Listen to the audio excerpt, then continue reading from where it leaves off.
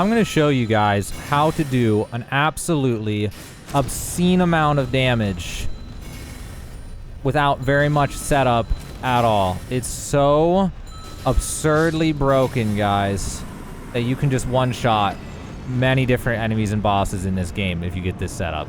It is so crazy. It is actually so crazy. I'm going to show you everything you need in order to do damage like I just showed you. The first thing that we need is a certain Ash of War that is broken now because of a change they made in 1.03. So you need to go to Ranni's Rise. If you've never been here before, you've got to go through this manor and fight a boss to get to here. And then from the actual Ranni's Rise building, you're going to head east. If you see the dragon, just head to the south of the dragon. It'll be past this statue. Not statue. It'll be near this building that I'm looking at right now, but off to the east of it. You'll know you're in the right place when you see a teardrop scarab by a ledge. So if you head over this way, you'll at some point see, there it is, the teardrop scarab by a ledge. From there you look down, and here is a secret area that has an NPC that you'll want to talk to. So now you're going to drop down over here, and then down here, and then down here, and then either take the ladder or just drop down to the next spot. And here's where things get a little weird. If you go here early on, there'll be this NPC to trade with. If you go here later on, this person will just be dead, and these three guys will be just creepily staring at the person. If so, he'll have a bell bearing, and you can take that bell bearing to the Table of Lost Grace. Once you turn in the bell bearing, there'll be Bell Bearing Shop 2 and Pidia's Bell Bearing. This person will have an Ash of War called Carrion Retaliation. It's a skill right now that's completely broken. You'll put it on a small or a medium shield, and it will make you summon those 3 swords when you parry, which there's a way to break the game and make it do an absurd amount of damage. So this is the first thing that you need. The next place we have to go is to the Lasciara Ruins over at Lake Liurnia. You're going to head to the northwest. You'll see this gazebo-looking structure, and you're going to need to run right past it. There's an item that you can find in these ruins that will break that Ash of War that we just got. So you're going to go up here, you're going to jump over this, and right by this big tree, there's a spot where you can go down like this. You're going to go down into here, and there's nothing in here except for a door and a chest.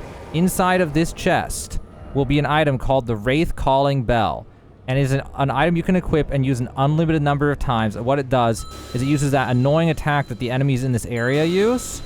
And you'll need this in order to break that other Ash of War. So now you got everything you need to do an absurd amount of damage. But if you want to do a really insane amount of damage, there's a few more things you need to do in order to increase your sorcery damage. The first thing that you could get that will help a lot is if you head over to Lake Liurnia and go to the Minor Erd Tree over here on the map. There is a boss guarding the Erd Tree. Kill that boss, and that boss will drop the Magic Shrouding Cracked Tear, which you can drink, and for I think about a minute, it will let your magic do more damage. That's the first thing you do in order to boost your magic damage. The other thing that you can do, another thing, there's more than one, is get Golden Vow, which can be found, I think it was the Corpse Stench Shack right here near Mount Gelmir. That one is an incantation that boosts all damage, and it seems to cross over even for this attack as well. I tried Flame Grant Me Strength, and Flame Grant Me Strength didn't do anything, but this one does. Ideally, you're going to want the Graven Mask Talisman and the Graven Skull Talisman, and there's even a Scorpion Talisman that increases magic damage, which I unfortunately can't even do because it was quest locked, and you can not get it, potentially, if you do the quest in the wrong order, so can't even get that, and I'm still doing this obscene damage. But if you want these talismans, one of them can be found up in the Secret Haligtree area, this place. You can go to the Albinoric Rise, and there's a puzzle there where you have to use a certain item. You have to use the Bewitching Branch on the imps there until they kill each other, and it'll open the door. Or you can have the Imp Fang Ashes and summon them. If you need Bewitching Branch, the only place I'm aware of that you can get it is over at Lake Liurnia.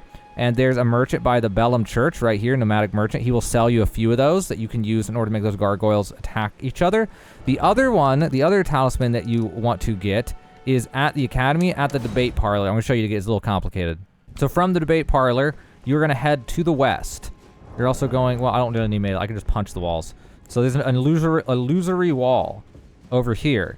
There is a bookshelf. Okay, it doesn't respawn. So the bookshelf here, you attack it. I'll let you go back into here. And then in here, there's a ladder. There's also items if you want to grab them, but there's a ladder that'll take you up to here.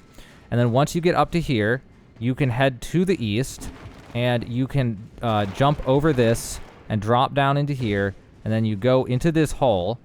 And then once you are in here, back here by this crystal, right here, there will be an item, and that will be the other talisman. These just increase the damage of your sorceries. Highly recommend getting these. And last but not least for important items is over at the Academy, there's the Academy Crystal Cave. You can enter it over here down on ground level.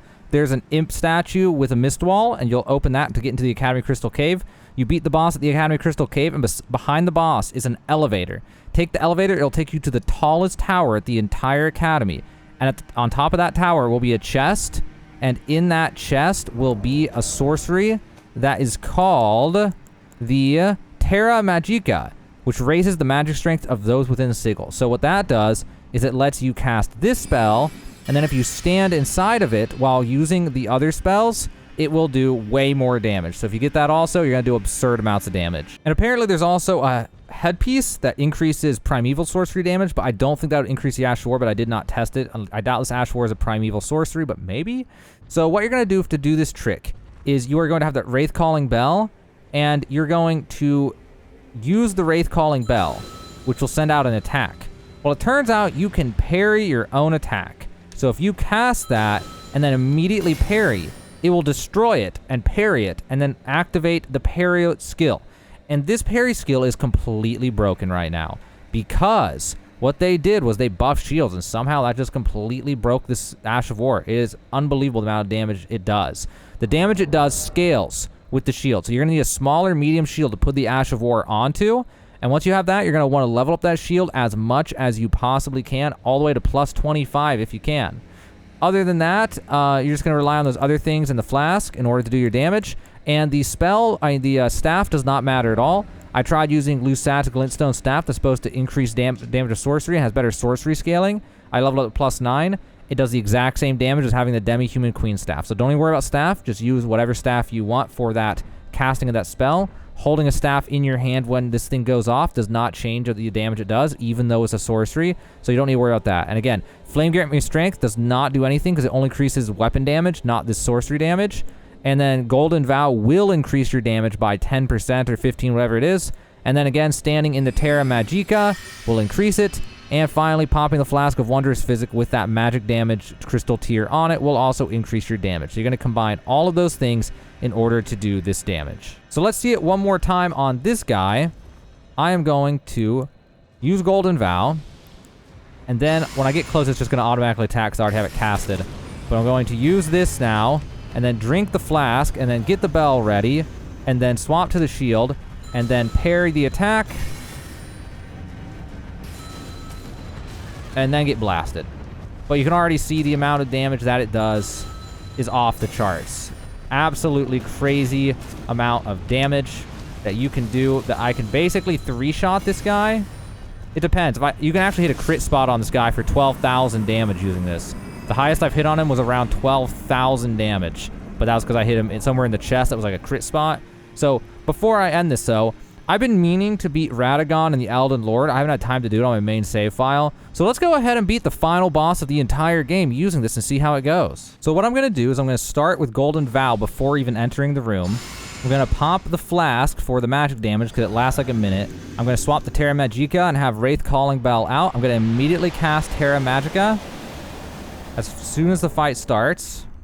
I'm just spamming the button. Swap into my shield.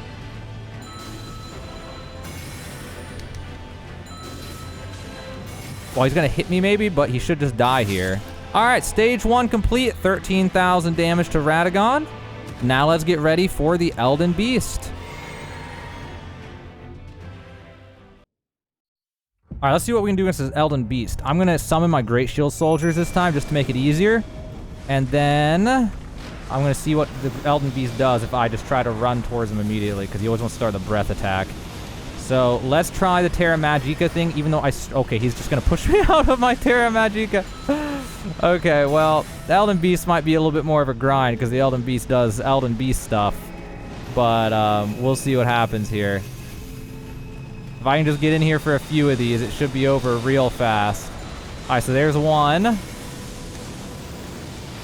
Oh no, he turned towards me at a weird time. Alright, I'm really low HP build, so I better be careful. Alright, let's try to hit another. Did I hit a second? I wasn't even paying attention.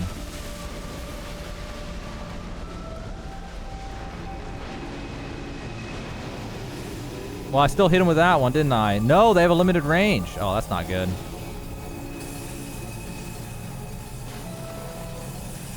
Alright, so let's get another one ready.